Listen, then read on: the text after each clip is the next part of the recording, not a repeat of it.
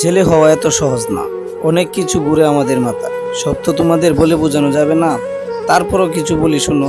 আমরা ছেলেরা বউয়ের সামনে মার সাথে কথা বললে মার আঁচলে থাকা সন্তান, আবার মায়ের সামনে বউয়ের সাথে কথা বললে বউয়ের গোলাম।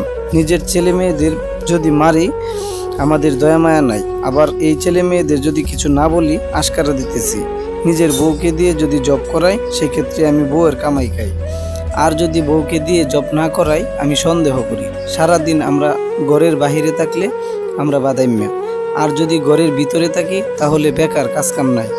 আর তোমাদের মেয়েদের গায়ে যদি ভুলেও টাচ করি না আমরা নির্যাতক, আর যদি তোমরা মেয়েরা আমাদের গায়ে হাত তুলো আমরা কাপুরুষ। আর একটা ছেলে কিবা করে পুরা লাইফে নিজের জন্য মা বাবা বউ সন্তান থেকে শুরু করে প্রত্যেকটা লোকের শখ পালন করার দায়িত্ব একটা পুরুষের। কিন্তু কি লাভ এত কিছু কইরা? দিন শেষে একটা ভুল করলেই সবাই ভুলা যায় যে কে কি করছে তাদের জন্য।